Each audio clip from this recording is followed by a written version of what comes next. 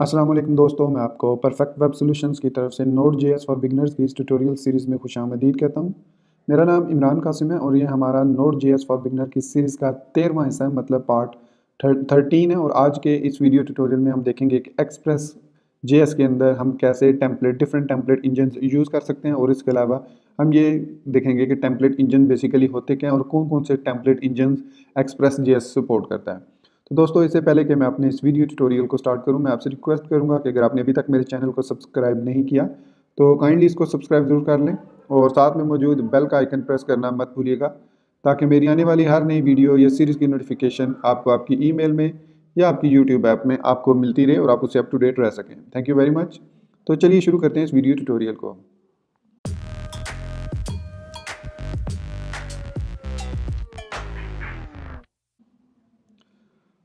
तो दोस्तों, सबसे पहले चलते हैं हम express.js.com पे। तो यहाँ पे ब्राउज़र पे मैंने express.js.com को ओपन किया हुआ है और यहाँ पे हम पेज पे हैं using template engine with express. So guides में अगर आप जाएँ तो यहाँ पे हमारे पास लिंक है यूजिंग टेम्पलेट इंजन्स।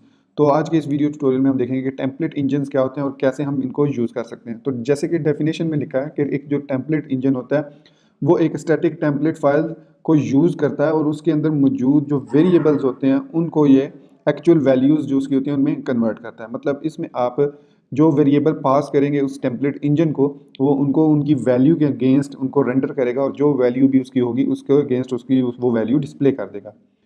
तो जो एक्सप्रेस जेएस है वो काफ़ी सारे टेम्पलेट इंजन को सपोर्ट करता है, जिसमें सबसे मशहूर जो टेम्पलेट इंजन है वो पग है, जिसको अब जेड जो था वो इसको रीनेम कर दिया गया है पग के नाम से। और अब उसको अब जब भी प्रोनाउंस किया जाएगा जेड की बजाय इसको पग कहा जाएगा। इसके अलावा हमारे पास मुस्ताशिया इंजन है, ईजेएस है, ट्विग है। तो इसके अलावा भी काफ़ी सारे आप एक्सप्रेस जेएस के फ्रंट एंड टेम्पलेट इंजन देख सकते हैं। अगर हम यहाँ पे जाएं टेम्पलेट इंजन इन विकी एक्सप्रेस विकी पे जाएं, मतलब एक्सप्रेस जेएस की जो टेम्पलेट इंजन जो सपोर्ट करता है, तो उसमें आपको यहाँ पे पता चलेगा template engine that are express compliant out of the box. मतलब जिनको एक्सप्रेस जेएस समझता है वो है हमारे पास पग है, हमल डॉट जेएस है, ईजीएस है, एचबीएस है, रिएक्ट है, H4E मतलब render React component on server, it renders static markup and does not support mounting those views on the client. React H4E, Hulk Hogan, Combine.js, Swig, Nunjux, Marco, Whisker, Blade, मतलब Blade HTML template compiler है, हमल coffee है, wafer है, ये मतलब बेशुमार है हमारे पास। आप यहाँ पे देख सकते हैं एक्स बार्स है, लिक्विड जेएस है, रिवर्ट सर्वर। तो ये सारे हमारे पास डिफरेंट किस्म के टेम्पलेट इंजन है जिनको हम यूज़ कर सकते हैं। तो ये नोड के साथ हमारे पास ब्लेड टेम्पलेट भी है जिसको हम यूज़ कर सकते हैं अपने प्रोजेक्ट के अंदर। सिंपली ये ब्लेड जो मूवी थी उसके बेस पे इसको बनाया गया है। तो इसकी अगर हम यहाँ पे व्यू सिंपल एग्जांपल देखें तो ये है इसका सिंटैक्स। ठीक है, इसका वाइड कॉम्प्लिकेटेड, लेकिन हम जो इस ट्यूटोरियल में यूज़ करेंगे वो है पग, जो कि बाय डिफ़ॉल्ट इसके साथ सपोर्ट है और बहुत अच्छी इसकी सपोर्ट है। इसको यूज़ करने का तरीका बहुत ही आसान है। फर्स्ट ऑफ ऑल आपको पग का जो इंजन है वो इंस्टॉल करना होगा। तो यहाँ पे हम npm इंस्टॉल पग लिखेंगे। अब मैं माइनस माइनस सेव इसलिए नहीं लिख रहा क्योंकि मेरे पास npm का वर्जन 5+ है, तो उसमें ज़रूरत नहीं होती माइनस माइनस सेव की। तो मैं npm इंस्टॉल पग लिखूँगा और इट विल बी इंस्टॉल्ड, ये इंस्टॉल हो जाएगा नोड मॉड्यूल्स के अंदर।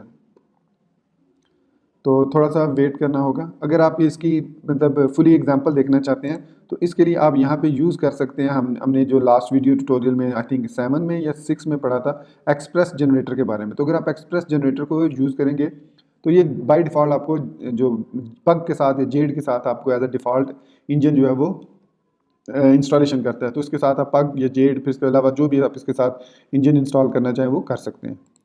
तो यहाँ पे आप देख सकते हैं पग वर्जन 2.00 RC.4 जो है वो इंस्टॉल हो चुका है। तो अब इसको यूज़ करने का तरीका हमें यहाँ पे कुछ भी इसको इंक्लूड करने की जरूरत नहीं है। एक्सप्रेस जेएस खुद बहुत इसको नोड मॉड्यूल्स में से उठाएगा। तो हमने यहाँ पे क्या करना है, सिर्फ हमने एक डिफ़ाइन करने हैं, हमारा व्यू का पाथ डिफ़ाइन करना है कि हमारा जो व्यू का पाथ है वो क्या है, वो हम एप्लीकेशन लेवल पे सेट करेंगे। तो यहाँ पे हम सिंपली लिखेंगे app.set और इसके अंदर हम लिखेंगे व्यूज़ की डायरेक्टरी और कॉमा डाल के हम यहाँ पे पाथ देंगे। तो यहाँ पे हमारे पास पाथ है पेजेस, मतलब स्लैश पब्लिक्स फोल्डर के अंदर पेजेस का नाम का फोल्डर है जिसमें हम सारे अपने पेजेस वगैरह स्टैटिक पेजेस बनाएंगे और उनको हम यूज़ करेंगे। तो दूसरी जो चीज़ है इसकी कि अब आपने इनको जो रीनेम करना है और इनकी एक्सटेंशन आपने जो रखनी है वो पग है। मतलब अब हम HTML एक्सटेंशन हम यूज़ नहीं कर सकते, डेफिनेटली इसमें लिखेंगे HTML ही, HTML टाइप चीज़ लिखेंगे, लेकिन हम इसका नाम रखेंगे पग के नाम से, PUG। तो हमने यहाँ पे पेजेस पे सेट कर दिया। हम यहाँ पे एक और फाइल क्रिएट कर लेते हैं इंडेक्स के नाम से भी। तो ये हमने 4 फाइल्स इंक्लूड कर ली, 3 फाइल सॉरी। तो इसको हम वापस main.js में आते हैं। फिर हमने इसका इंजन सेट करना है, तो व्यू इंजन और यहाँ पे कॉमा दे के हम उसका नाम दे देंगे। तो अब हमारे पास ये पग जो है वो इंटीग्रेट हो चुका है एक्सप्रेस.js में। अब हम इसको यूज़ कर सकते हैं जिस तरीके से भी यूज़ करना चाहें। तो ऐप गेट स्लैश और यहाँ पे हमारे पास अब रिक्वेस्ट रिस्पॉन्स नेक्स्ट, इसको यहाँ पे देना चाहें तो दे सकते हैं, अदरवाइज ज़रूरत नहीं है इसकी, क्योंकि हमारे पास फिलहाल तो एक ही राउट है और हम इसको नेक्स्ट मूव नहीं कर रहे। तो यहाँ पे अब हम इसको रिस्पॉन्स डॉट रेंडर यूज़ करेंगे। जब आप कोई टेम्पलेट इंजन यूज़ करते हैं तो वहाँ पे फिर हम सेंड या सेंड फाइल यूज़ नहीं करते, बल्कि रेंडर मेथड यूज़ करते हैं, ताकि वो इस व्यू इंजन के साथ इन वेरिएबल्स को रेंडर कर सके। तो यहाँ पे हम देंगे उस फाइल का पाथ जिसको हमने लोड करना है। सपोज इंडेक्स में भी हमारे पास कुछ नहीं लिखा हुआ, तो यहाँ पे हम इसको इंडेक्स पाथ देंगे और फिर उसके बाद इसको वेरिएबल पास करने का तरीका जो होता है वो ये, इसको एज अ जेसन फॉर्मेट में हम पास करते हैं। ये देख सकते हैं आप, करली ब्रेसेस के साथ है। तो यहाँ पे अब हम यहाँ पे एक सपोज टाइटल दे देते हैं माई ऐप, और यहाँ पे हम एक बॉडी का दिस इज़ माई ऐप, ये हम लिख देते हैं। अब ये टाइटल और बॉडी जो है ये रेंडर होंगे उसके साथ, और ये लोड होंगे किसमें, इंडेक्स में, यहाँ पे।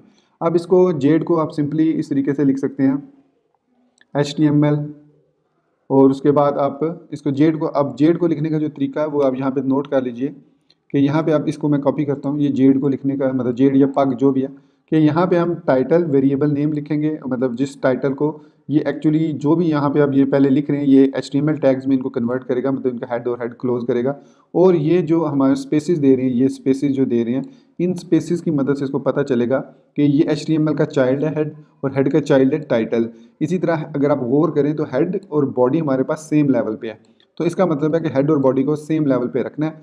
और इस तरीके से H1 अब पार्ट है इसका, तो यहाँ पे मैं H1 अगर यहाँ पे लिखता हूँ H1 is equal to title, और यहाँ पे हमें इसके साथ लिखना पड़ेगा इस तरीके से, और यहाँ पे लिखूँगा मैं P मैसेज। तो ये मैंने एक स्ट्रक्चर क्रिएट किया, इसको सेव किया। अब मैं सर्वर को नोड मोन के थ्रू रन करता हूँ, नोड मोन मेन, और अगर यहाँ पे कोई एरर नहीं आया तो हमारा सर्वर रन हो गया। अब मैं यहाँ पे जाऊँगा अपने ब्राउज़र में और यहाँ पे लिखूँगा लोकल होस्ट 3000, और अब यहाँ पे आपको नज़र आ रहा है लिखा हुआ माई ऐप। आप यहाँ पे देख सकते हैं ये माई ऐप कहाँ से आ रहा है, ये टाइटल से आ रहा है। अब ये हमारे पास है बॉडी, तो यहाँ पे हमने मैसेज लिखा है जबकि ये बॉडी था, तो इसको मैं यहाँ पे बॉडी लिखूँगा। जैसे मैंने बॉडी लिख के पेज को रीलोड किया तो दिस इज़ माई ऐप लिखा हुआ आ गया। तो इट मीन्स अब आप यहाँ पे इन पैरामीटर्स के साथ यहाँ पे अगर मैं यहाँ पे ये लिख दूँ ऐड स्लैश num1 स्लैश या डैश num2, अब ये मेरे पास जो राउट बन गया वो स्लैश ऐड और num1 और num2 है।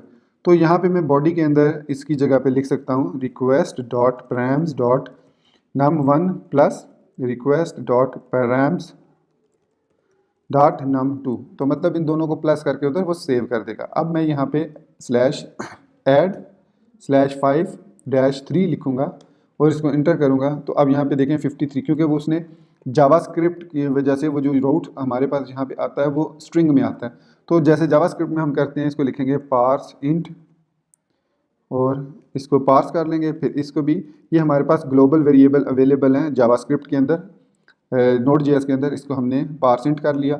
अब दोबारा जब रीलोड करेंगे तो हमारे पास यहाँ पे 8 आंसर आ जाएगा।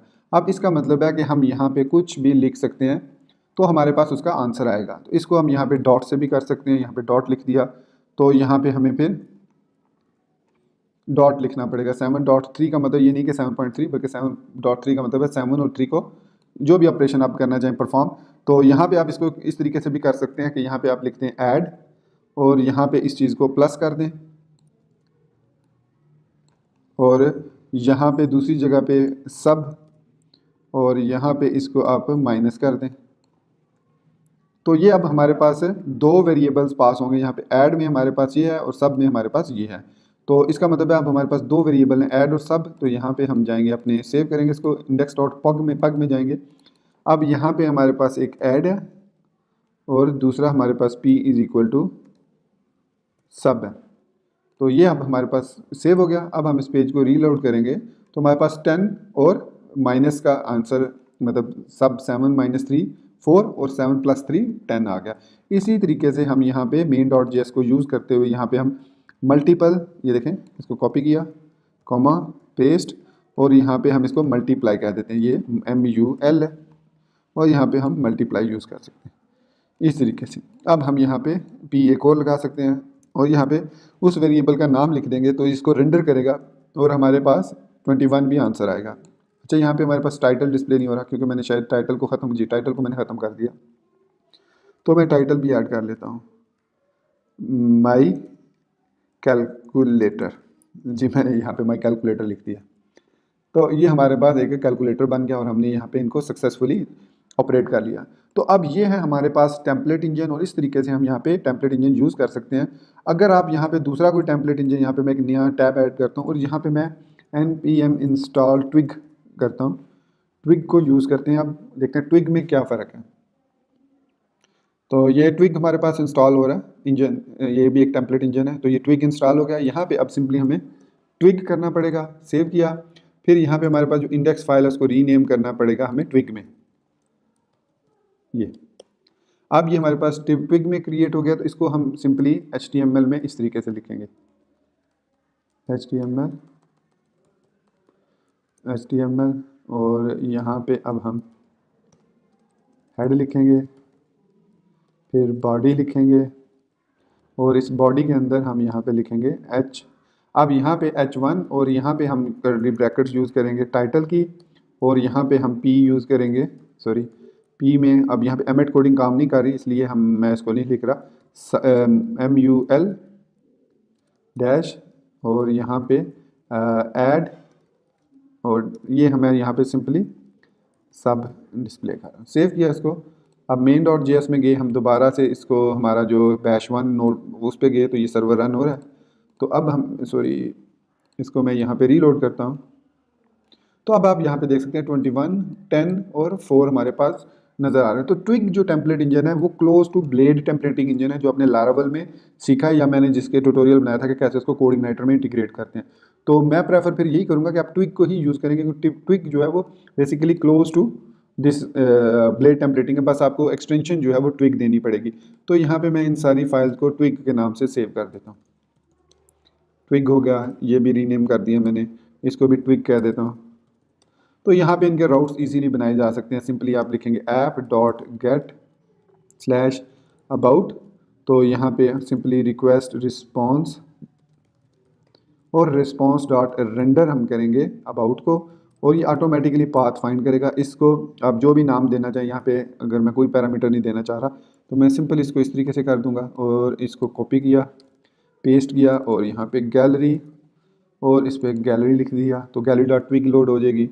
तो यहाँ पे अब हमारे पास सॉरी ये रीस्टार्ट हो रहा है सर्वर, तो यहाँ पे अब मैं अबाउट लिखूँगा, तो यहाँ पे अबाउट आ गया, गैलरी लिखूँगा, तो हमारे पास गैलरी वाला टेम्पलेट ओपन हो गया। अब यहाँ से आप इनको कोई भी वेरिएबल, मतलब मैं लिखता हूँ अबाउट अस, ये लिख दिया मैंने, या यहाँ पे लिख दिया गैलरी ओवर गैलरी।